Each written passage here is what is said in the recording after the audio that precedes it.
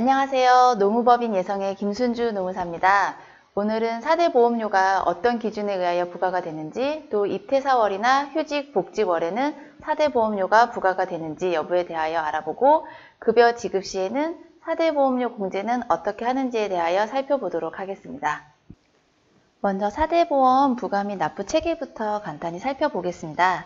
직원이 입퇴사하거나 휴복직을 하는 경우에 4대 보험도 취득 상실 또는 휴복직 신고를 하게 되는데요.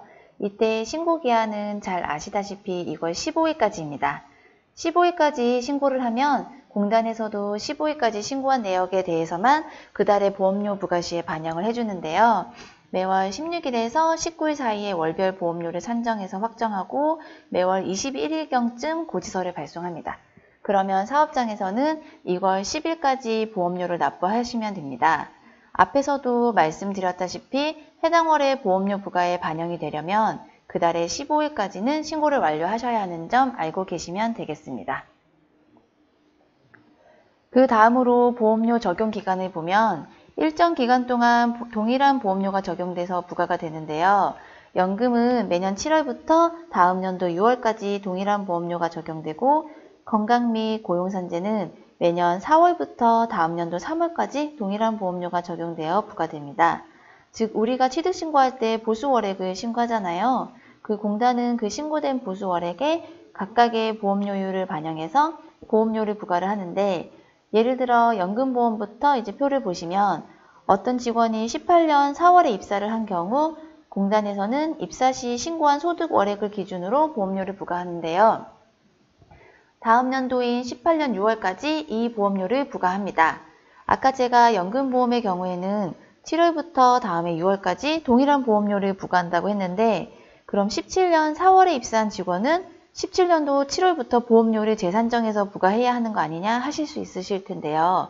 보험료를 재산정하고 싶어도 전년도에 해당 사업장에서 소득 발생이 없었기 때문에 재산정할 수 있는 보수월액이 없습니다. 그래서 다음 연도 6월까지는 동일한 보험료가 적용이 되고, 그리고 난 후에 18년 7월부터 20년 6월까지는 17년도의 소득 기준으로 재산정해서 보험료를 1년 동안 부과를 하는 겁니다. 건강과 고용산재도 연금과 동일하게 1년 단위로 동일한 보험료를 적용해서 부과가 되는데, 다만 그 적용 기간이 연금과 다릅니다. 건강과 고용산재는 매년 4월부터 다음 연도 3월까지인데요. 고용산재의 경우에는 기본적으로 4월부터 3월까지인데 취득일이 10월 1일 이후인 경우에는 다음 연도 3월까지가 아니고 다음 연도 3월까지 동일한 보수월액이 적용됩니다. 연금만 이렇게 적용기간이 다른 이유는 연금은 다른 3대 보험이랑 다르게 보수총액 신고를 따로 하지 않아요. 국세청에서 그 소득신고 자료를 받아서 기준소득 월액을 결정하는데, 근로소득을 포함한 종합소득신고가 5월 말까지 기한이죠. 그리고 그때 소득이 확정이 되기 때문에 이제 이것까지 모두 반영해서 국세청에서 확정된 소득을 그 연금공단에서는 기다렸다가 이제 반영하기 때문에 적용기간이 7월부터 시작되는 것입니다. 자, 다음 장을 보시면 월별 보험료 부과 기준에 대해서 나와 있는데, 기본적으로 연금건강의 경우에는 매월 1일 기준으로 보험료 부과 여부를 판단하시면 됩니다. 즉 매월 1일에 해당 직원이 보험 적용 대상이 되는지 아닌지 여부를 판단해서 해당 월의 보험료 부과 여부가 달라진다고 보시면 됩니다. 고용산재의 경우에는 모두 동그라미로 되어 있는데 해당 기간만큼 1할 계산해서 보험료가 부과되기 때문입니다. 연령 도달의 경우부터 보시면 이건 연금만 해당이 되겠죠. 만 60세 이상이 되면 더 이상 연금보험 적용 대상에 해당되지 않는데, 계속 근로하고 있는 직원이 만 60세가 되었다면 만 60세에 도달한 달까지만 보험료가 부과되고 그 다음 달부터는 부과되지 않습니다. 60세에 도달월의 보험료 부과 여부 판단 시에 이것도 1일 기준으로 생각하시면 쉬운데, 60세에 도달한 달에 1일을 기준으로 보면 그 1일에는 만 60세 미만이어서 적용 대상이 되잖아요. 그래서 60세 도달월은 보험료가 부과되는 것입니다. 그 다음으로 입사 시에 월중 입사의 경우 연금건강 모두 입사월에는 보험료가 부과되지 않고 다음 달부터 부과가 됩니다. 그런데 입사일이 초일인 경우에는 1일부터 적용 대상에 해당되기 때문에 입사월에도 보험료가 부과됩니다. 퇴사 시에는 퇴사월도 보험료가 부과됩니다. 퇴사월의 1일에는 퇴사 전이기 때문에 보험 적용 대상 기간이잖아요. 그래서 퇴사월은 보험료 부과됩니다. 그런데 연금 같은 경우에는 채용한 달에 퇴사한 경우, 예를 들어 1일에 입사해서 그 달 20일에 퇴사했다 하는 경우에는 1일에 이제 적용 대상이 된다 할지라도 보험료 부과가 안 되는 게 원칙입니다.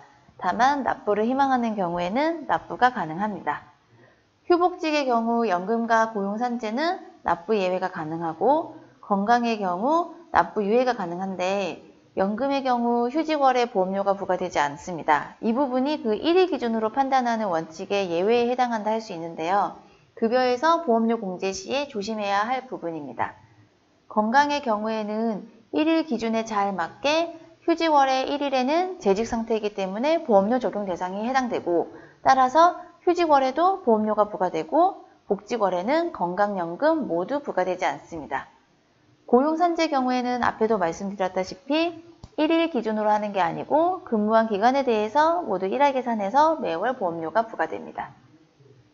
그 다음으로 정산보험료는 납부한 보험료와 실제 발생한 소득에 대해서 납부하여야 할 보험료의 차액을 말하는데요.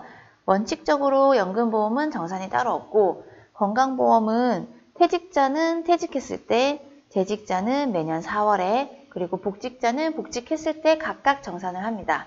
고용산재 경우에는 퇴직자든 재직자든 아니면 복직자인지 여부랑 상관없이 모두 4월에 정산을 합니다. 이렇게 정산 방법이 다르기 때문에 그 급여에서 보험료를 공제할 때 방법도 좀 다른데요.